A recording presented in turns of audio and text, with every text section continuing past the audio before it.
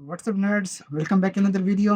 सो आज ना बेसिकली हम पढ़ने वाले हैं about CSS specificity and cascade. ठीक है। आई मीन जब भी हम कोई प्रॉपर्टी अप्लाई करते हैं किसी भी एलिमेंट पे ना, तो वो किस तरह से अप्लाई होती है। ठीक है। उसे कौन सी मतलब कौन सी प्रॉपर्टी पहले होगी, कौन सी बाद में लगेगी। ठीक है। मतलब वो किस तरह से स्पेसिफाई होती है। ठीक है। By your browser. सही है। आज हम उस बारे में पढ़ने वाले हैं। सही है। तो टाइम वेस्ट नहीं करते, चलते हैं अपनी कोडिंग स्क्रीन पे and let's roll the intro.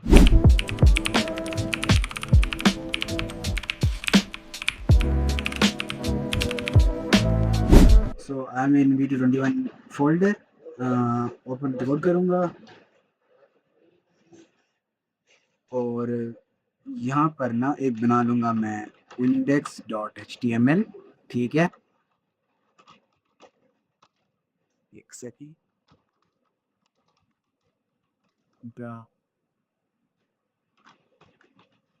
अच्छा, सो यहाँ मैंने अपनी बॉयलर प्लेट टेम्पलेट लगा दी है। ठीक है।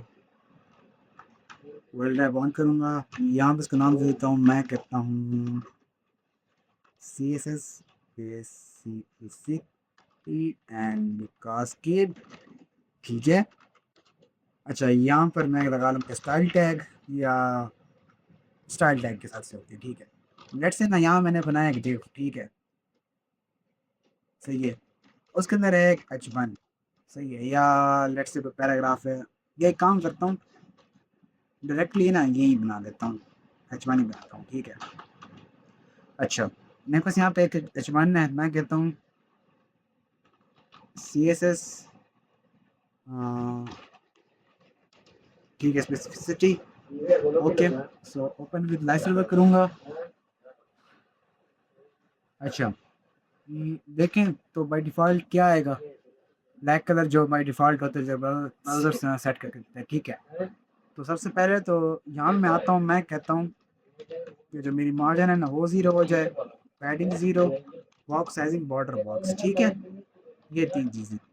अच्छा, अब अब लेट्स से अगर मैं कहता हूँ ना कि h1 है, उसका जो कलर है ना, या कहता हूँ बैकग्राउंड कलर है, वो हो जाए मेरे पास लेट्स से ब्लू वायलेट। ठीक है। तो ब्लू वाइट हो जाएगा। सही है।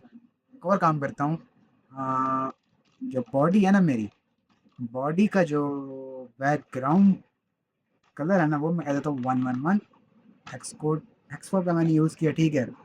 और इसके अलावा इसको मैं कलर नहीं देता, मैं कहता हूँ इसको देता हूँ कलर, मैं कहता हूँ FFF। ठीक है, वाइट। तो ये कुछ इस तरह से नज़र आएगा। सही है।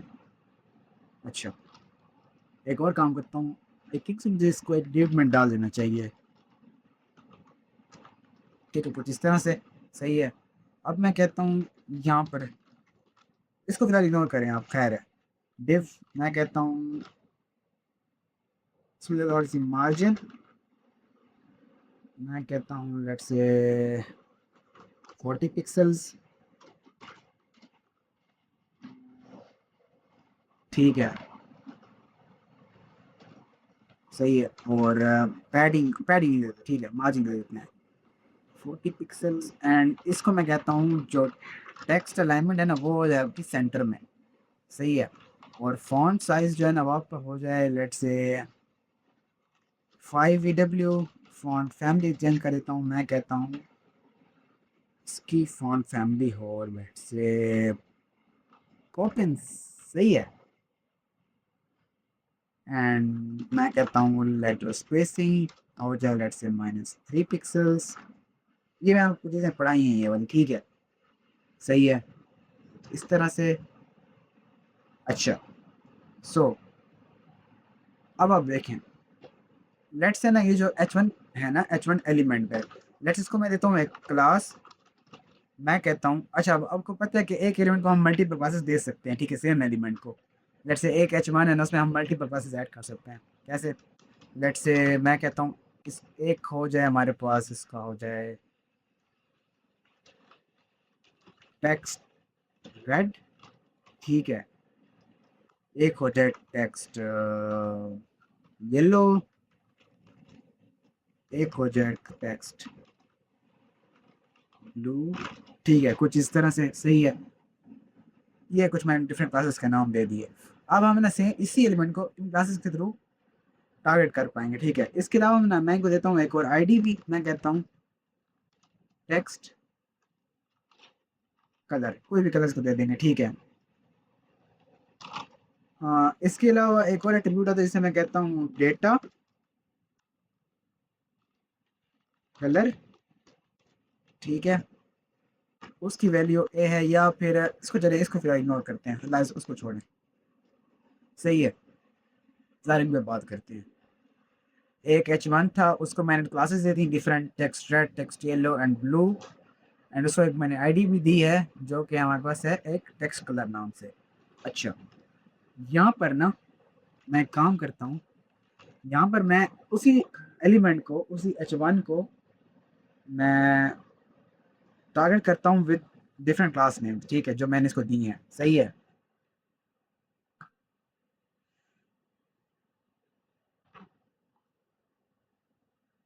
अच्छा,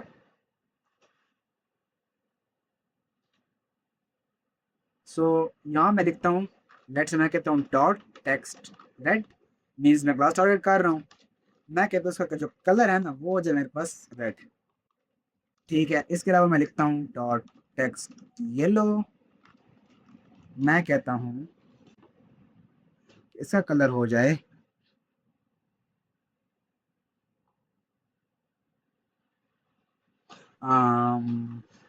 लेट्स से कलर येलो, ठीक है।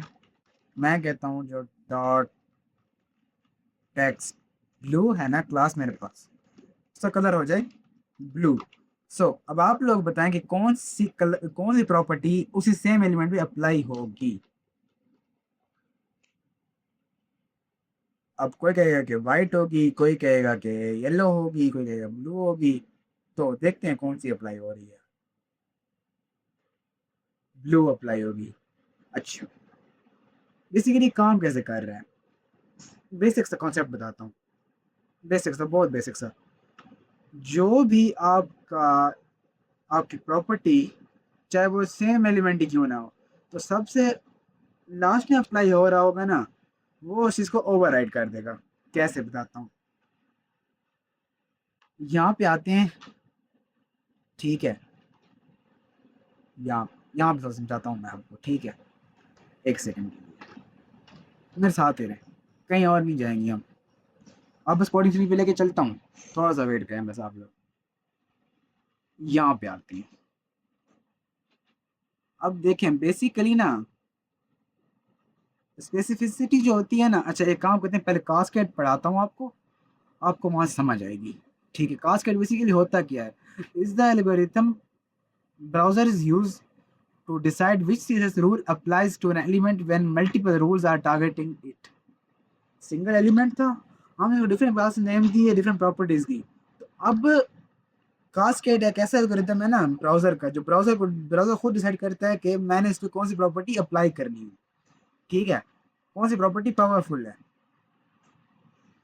जैसे मैंने वहां पे H1 को टारगेट किया था।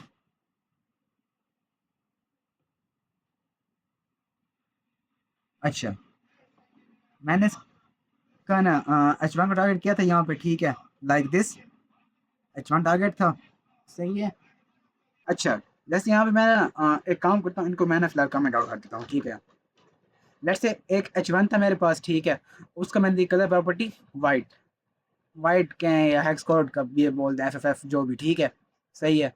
उसका कलर हो जाएगा, पहले पहले क्या हुआ था, यहाँ मैं दिखा देता हूँ आपको, वाइट, वाइट हुआ है, ठीक है। अच्छा, अब अगर यही चीज़ ना मैं फिर से टारगेट करूँ H1 को, और मैं कहता हूँ कलर जो है इसका हो जाए रेड, तो अब अप्लाई होगी एंड वाली प्रॉपर्टी। बेसिकली ना आपका जो कोड, आपका जो वो स्टाइलिंग है ना, वो यूज होती है टॉप टू बॉटम से, ठीक है। जो कोड बॉटम पे लिखा होगा ना सेम सिलेक्टर के थ्रू, वही अप्लाई होगा, ठीक है, जो सबसे एंड पे होगा उसी सेम एलिमेंट का, ठीक है, उसी सेम सेलेक्टर का।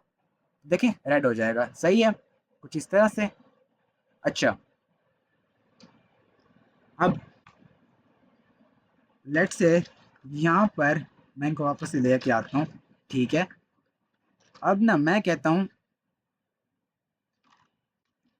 एक सेकेंड। अच्छा, अब आप देखें ना, लेट से मैं कहता हूँ इसको पकड़ता हूँ, एक सेकेंड, कुछ इस तरह से, ठीक है। अब आप देखें तो कौन सी प्रॉपर्टी अप्लाई होगी, येलो वाली, क्योंकि ये सबसे नीचे है, ठीक है। सेम एलिमेंट है H1, उसको हमने डिफरेंट तरीके, डिफरेंट एट्रीब्यूट के थ्रू टारगेट किया हुआ है, तो इसलिए वही वाली येलो वाली प्रॉपर्टी अप्लाई हो रही है, कलर वाली, ठीक है। अच्छा, ये कास्केडिंग है बेसिकली, सही है, ये कास्केड आपकी कुछ इस तरह से काम करती है, ठीक है। देखें, same specificity but comes last, ठीक है, बेसिक कॉन्सेप्ट ये है। बेसिकली इसके हैं 4 फैक्टर्स ना, बेसिक फैक्टर्स जो है ना, कि ब्राउज़र बेसिकली इनको एवेलुएट करता है और देखते हैं कि कौन सी प्रॉपर्टी सबसे ज़्यादा स्ट्रॉन्ग है, कौन सा जो फैक्टर है ना वो स्ट्रॉन्ग है, प्रोमिनेंट है, ठीक है। तो फिलहाल इसको आप इग्नोर करें, इसको हम एंड पे पढ़ेंगे, ठीक है। सबसे पहले जिसकी प्रॉपर्टी सबसे कम होती है, आई मीन जिसकी जो सबसे लोएस्ट पॉइंट है ना कलर या कोई भी प्रॉपर्टी अप्लाई करने का, वो बेसिकली आपका होता है ये यूनिवर्सल सेलेक्टर। लेट्स इसमें मैं देता हूँ ना कलर वाइट, ठीक है, सही है, और इसको मैं लेट्स से कमेंट आउट कर देता हूँ, ठीक है। अभी भी येलो ही रहेगा क्योंकि उसने उसको ओवरराइड कर दिया, क्योंकि ये चीज ओवरराइड कर देती है यूनिवर्सल सेलेक्टर को, ठीक है, सही है। अच्छा, उसके बाद हमारे पास आता है सोर्स ऑर्डर होता है। अच्छा, पहले पढ़ लेते हैं स्पेसिफिक इसके बारे में ना, स्पेसिफिसिटी के बारे में, कि कौन कौन सिलेक्टर्स कितने स्पेसिफिक होते हैं, ठीक है। सबसे पहले जो हमारे पास आते हैं, जो सबसे ज़्यादा स्पेसिफिक होता है, जिसको ना कोई भी चीज़ ओवरराइड नहीं कर सकती सिवाय एक इंपॉर्टेंट एट्रीब्यूट के, वो है हमारे पास इनलाइन CSS, ठीक है। लेट से मैं कहता हूँ H1 था, मैं कहता हूँ इसको एक स्टाइल टैग के थ्रू, स्टाइल एट्रीब्यूट के थ्रू यूज़ करता हूँ, मैं कहता हूँ कलर इसका हो जाए मेरे पास क्रिम्सन, या मैं कहता हूँ इसका कलर हो जाए एक्वा। तो अब देखें एक्वा ही अप्लाई होगा, देख रहे हैं एक्वा अप्लाई होगा, ठीक है, सही है। हालांकि यहाँ पे तो ये प्रॉपर्टी लगी हुई थी, बट कौन सा प्रोमिनेंट होगा, इनलाइन CSS, हाँ। अगर यहाँ मैं लिख दूँ इम्पोर्टेंट, अब कौन सा लगेगा, येलो वाला। इसके बारे में हम आगे बात करते हैं, बट मैं ही रिकमेंड करता हूँ कि जो इंग्लैंड सीजन आप इससे ज़्यादा जितना ज़्यादा हो सकता है ना बचें इससे, इसको इग्नोर करें, ठीक है। और आप ना बार बार एक ही चीज़ को ओवरराइड करने के लिए बार बार सेम सेलेक्टर का यूज़ ना करें। एक ही दफ़ा आपने लेट से आपने आपकी परस्पेक्टिव में 10 H1 है ना, तो आपने लेट से इसका कलर रखना है येलो, सही है। तो आप ना उसको सेम क्लास दे दें, एक ही दफ़ा टारगेट करें, सब H1 के जो कलर्स होंगे ना वो येलो हो जाएंगे, ठीक है, सही है। तो कुछ इस तरह से, ठीक है। अच्छा, एक काम करता हूँ, इसको मैं करता हूँ रिमूव, यहाँ आता हूँ, यहाँ मैं लिखता हूँ इनलाइन CSS प्रोमिनेंट इंपॉर्टेंट इसके अलावा, प्रॉपर्टी के अलावा, ठीक है, इनलाइन। देन आती है हमारे पास ID, then class, then data attributes भी कुछ होते हैं, ठीक है, एट्रीब्यूट्स वगैरह, एट्रीब्यूट्स। देन जो सबसे लोएस्ट है ना वो हमारा है यूनिवर्सल सेलेक्टर, सही है, ये वाला। हाँ, तब लिया तो यूनिवर्सल सेलेक्टर, ठीक है, ये कुछ बेसिक्स ही हैं, ठीक है। अच्छा, लेट्स से ना अगर मैं कहता हूँ, अब देखिए यहाँ पे ना ये था, इसको मैं फिलहाल रिमूव कर देता हूँ, ठीक है। मैं कहता हूँ मेरे पास एक आईडी थी, कौन सी, हैश लगाऊंगा टेक्स्ट कलर नाम से, ठीक है। आईडी कैसे ट्राई करते थे, हैश का यूज़ करके, ठीक है। टेक्स्ट कलर मैं लिखता हूँ यहाँ पे से कलर हो जाए लेट से एक्वा या बेज कलर हो जाए, ठीक है, ये वाला वही हो गया, ठीक है। या मैं कहता हूँ उसका कलर हो जाए मेरे पास कुछ ये वाला, ठीक है, ये वाला कलर हो जाए, सही है। तो वही कलर अप्लाई हो जाएगा, मीन्स इन लाइन के बाद जो प्रोमिनेंट होता है वो होता है हमारा आईडी एट्रीब्यूट, ठीक है। देन हमारे पास आती है क्लास, क्लासेस अगर डिफरेंट क्लासेस लगाई हुई हैं, जो क्लास एंड पे आएगी वो ही अप्लाई होगी, ठीक है। एट्रीब्यूट्स होते हैं लाइक HRF हो गया, या फिर कोई भी एट्रीब्यूट, या इसके अलावा सूडो सिलेक्टर्स होते हैं, ठीक है, सही है, बट उनको हम मोस्टली यूज़ नहीं करा, हम मोस्टली क्लासेस का यूज़ करते हैं, ठीक है। यहाँ पे अपना इसका आईडी का, ठीक है। अगर फिर भी कोई मसला आ रहा है, लेट्स से अभी कोई प्रॉपर्टी अप्लाई नहीं हो रही, उसको अप्लाई करने का तरीका क्या है? सिंपल सा है।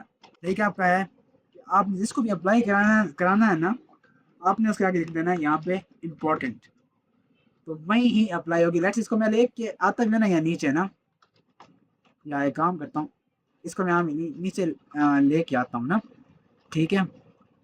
तो येलो अप्लाई नहीं होगी, ये वाली प्रॉपर्टी अप्लाई होगी, ये वाला कलर कोड अप्लाई होगा, ठीक है। देखें वही का, क्योंकि इसमें ना इसको अब ये वाला पार्ट है ना, ये वाला, ये ना पूरी आपकी जो वो होगी ना, सीएसएस जो भी होगी ना, जहाँ पे ये लगा होगा, तो उसके बाद जितनी प्रॉपर्टीज होंगी ना, उन सबको ये ओवरराइड कर देगा, ठीक है। कुछ इस तरह से ये काम करता है, ठीक है। अच्छा, ओरिजिन प्लस इंपॉर्टेंस, कि उसका ओरिजिन कहाँ पे है, कि where the CSS comes from plus important, ठीक है। अच्छा, स्पेसिफिसिटी हो गई। उसके बाद होता है सोर्स ऑर्डर। अब ये कैसे काम करता है? Which rule appears later in the code, इसके बारे में पढ़ते हैं। पहले तो इसके बारे में पढ़ लेते हैं। Is a score where that determines how powerful a selector is, ठीक है। अब देखें, यहाँ मैंने एग्जांपल दिए हुए कि पैराग्राफ की इंट्रो है, हीरो टेक्स्ट का नाम दे दी, आईडी दे दी, जो भी, ठीक है। हेलो वर्ल्ड इसके अंदर लिखा हुआ है। अब पी सबसे कम होता है, जो खुद एलिमेंट सिलेक्टर होता है, ठीक है। हाँ, उधर अब मैं लिख सकता हूँ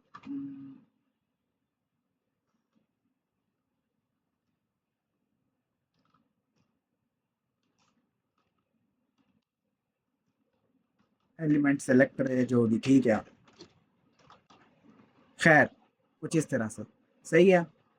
देन आती है हमारे पास class medium, with medium specificity, and then with high specificity कौन सी होगी? अपनी आईडी, ठीक है। उससे ऊपर जाना है तो हमारे पास आ जाएगा अपना इनलाइन सीएसएस, ठीक है। कुछ इस तरह से, सही है।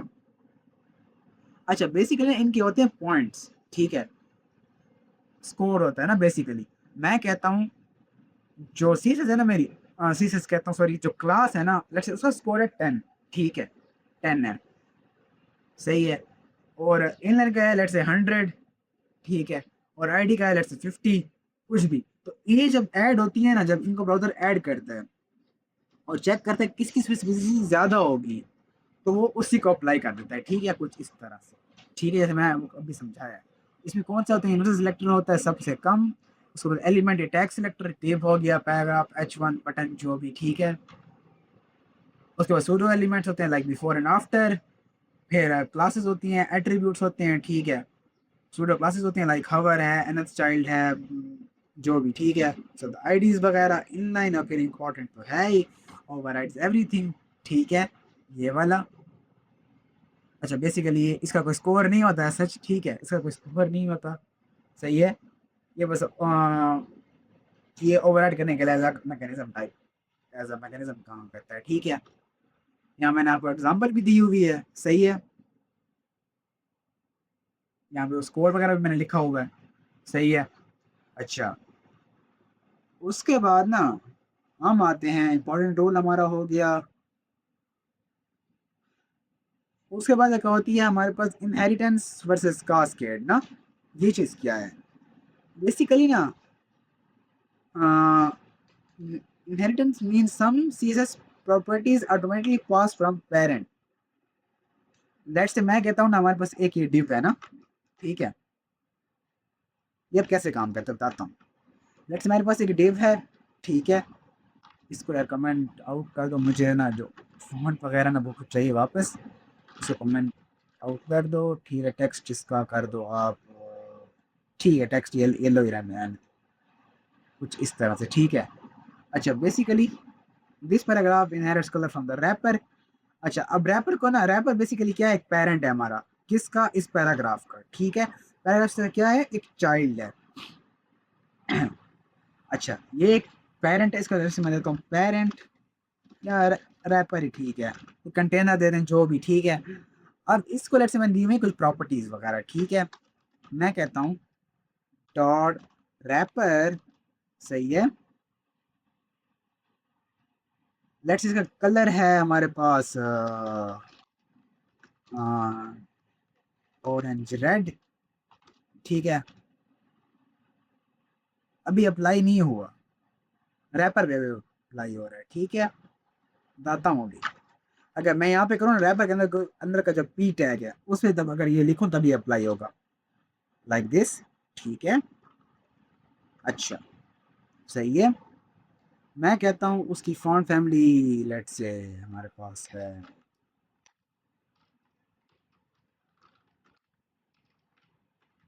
ये वाली। ठीक है, हेलवेटिका, लाइक दिस, सही है। और मैं कहता हूँ उस मेरा बॉर्डर भी लगा हुआ है। अच्छा, बॉर्डर खैर वो नहीं आता, कलर्स और जो फॉन्ट वगैरह होते हैं ये आते हैं। ठीक है, अच्छा ये अब काम कैसे कर रहे बताता हूँ। कलर ऑरेंज रेड नहीं होगा, the p gets colour and font family automatically. ठीक है, आई डोंट नो कि इसमें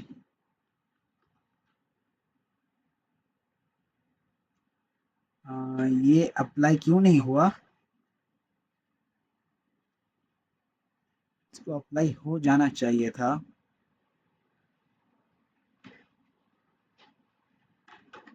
आई डोंट नो, मैं एक बार फिर से चेक कर लेता हूँ। अच्छा खैर, colour sorry, colour I think वो नहीं होता, और फॉन्ट फैमिली होती है। ठीक है, हाँ नहीं, इसका एक और तरीका है, बताता हूँ।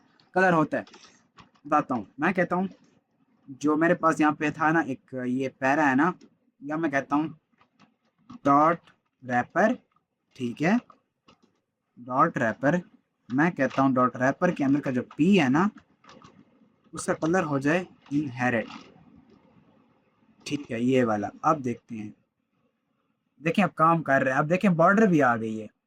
ठीक है, अगर ये प्रॉपर्टी मैं अप्लाई कर दूं ना, लेट से इसको ये हटा दूं, देखें अब ना ये this paragraph inherits colour from the wrapper ले लिया। मीन्स हम इनहेरिट प्रॉपर्टी का यूज करते हैं।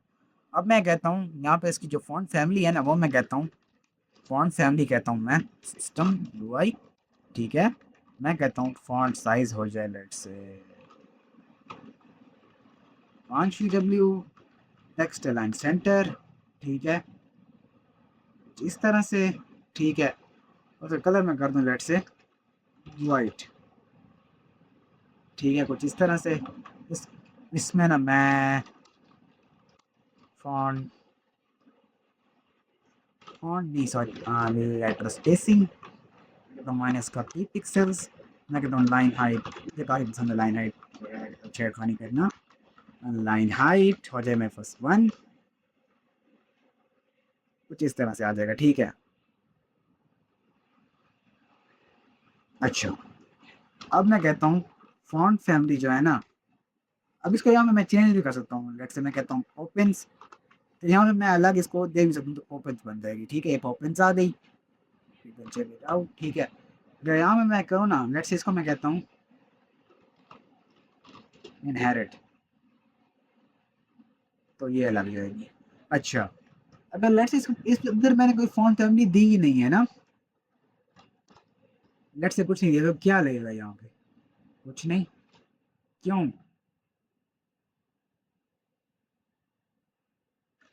वो इसलिए कि यहाँ पर कुछ मैंने इसको दिया नहीं है।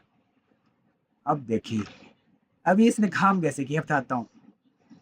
बेसिकली क्या हुआ, ये हमारा इमेज सेलेक्टर है जो हमारी पूरी स्टाइल शीट को रिसेट कर देता है। ठीक है, जो भी हम डिज़ाइन यहाँ पे अप्लाई करते हैं वो साइज सीएसएस या डिज़ाइन अपने वेबसाइट में लग जाते हैं। ठीक है, ऑटोमेटिकली। तो फॉन्ट फैमिली हमने यहाँ सेट कर दी।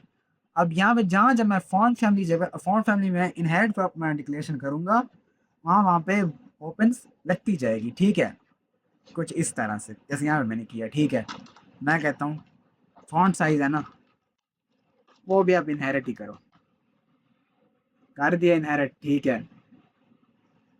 कुछ इस तरह से। तो कुछ इस तरह से ये चीज़ें काम इनहेरिटेंस काम करती है। ठीक है, ये जो है ना मोस्टली हम ये यूज़ कर रहे होते हैं। अच्छा, मार्जिन बैटिंग बॉर्डर वगैरह ये चीज़ें नहीं आती। ठीक है, अच्छा, अच्छा उसके बाद जो आता है ना हमारे पास एक होता है सोर्स ऑर्डर।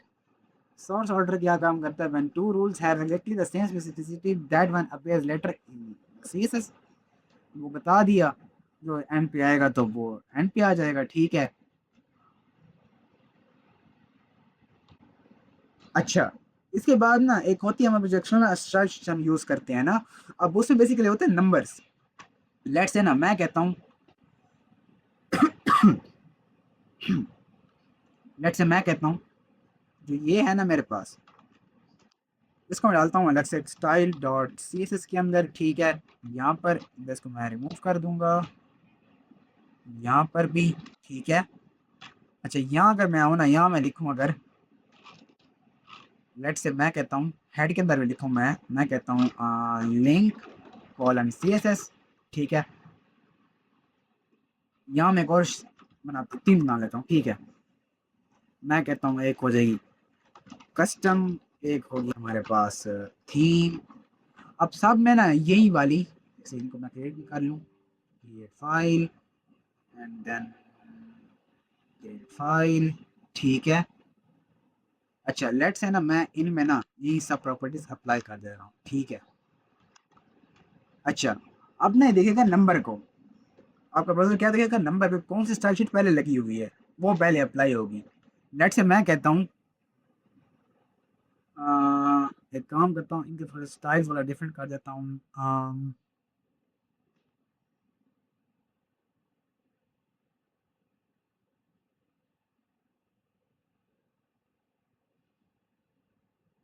अच्छा, जो सबसे एंड पे लगती है ना, लेट्स से मैं कहता हूँ इनके जो स्टाइल्स हैं कस्टम डॉट सी में मैं कर देता हूँ इसको पर्पल। देखते हैं, तो देखें जो चीज़ एंड पे लग रही है ना वहीं उसका स्टाइल अप्लाई हो जाएगा, ठीक है। लाइक कस्टम डॉट सी का स्टाइल अप्लाई हो गया वहीं वाला, ठीक है। हालांकि ये तो थी लगी हुई थी, बट इनका अप्लाई नहीं क्योंकि ये एंड पे आ रही थी, ठीक है। तो ऐसे प्रायोरिटी भी आती हैं, सही है। अच्छा, about I D selectors and C S S, as you know कि मैंने आपको पहले भी बताया था कि आई डी सेलेक्टर्स का हम कम बहुत ही कम यूज़ करते हैं, ठीक है। हम मोस्ट इनका यूज़ कर रहे होते हैं तो लॉजिक लॉजिक जब हम लिखते हैं ना, जब हम डॉम मैनिपुलेशन बेसिकली करते हैं, तब हम इनका यूज़ कर रहे होते हैं, ठीक है। डोंट चेंज अननेसेसरी एलिमेंट्स, ठीक है, लाइक दिस। क्लास दें, क्लास का यूज़ करें, ज़्यादा बेहतर है, ठीक है। उसके अलावा inline always beat external CSS, ठीक है। तो मैं लेकिन मैं रिकमेंड ये करता हूँ कि आप यूज़ ना करें। कभी कभी कभी फंस जाए तो यूज़ कर सकते हैं, बट मेरा ये सजेशन है कि आप यूज़ ना, ठीक है। ये कुछ मैंने यहाँ पे रूल्स वगैरह लिखे हुए हैं, ठीक है। और एक कुछ रेफरेंस शीट भी आपके लिए बना बना दिया मैंने, सही है।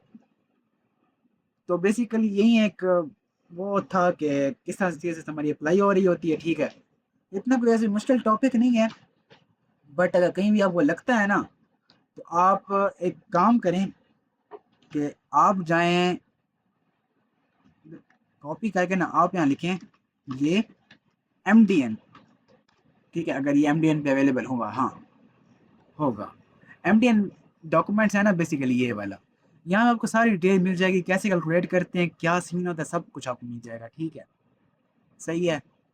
यहाँ आपको काफ़ी रिकमेंडेशंस वगैरह मिलती है, मैं बहुत से नोट जो है मेरे अपने वो मैं यहीं से बनाता होता हूँ, सही है। M D N reference document होता है बेसिकली।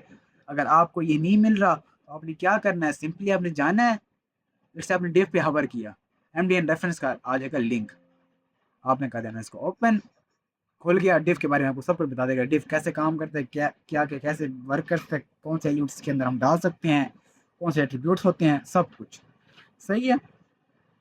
ये बहुत लंबी लिस्ट है, ठीक है। तो कुछ इस तरह से सारे टैग्स भी इसमें लिखे हुए हैं। तो अच्छा, सो मिलते हैं आपसे नेक्स्ट वीडियो में, तब तक के लिए अपना ख्याल रखिए, अल्लाह हाफिज़।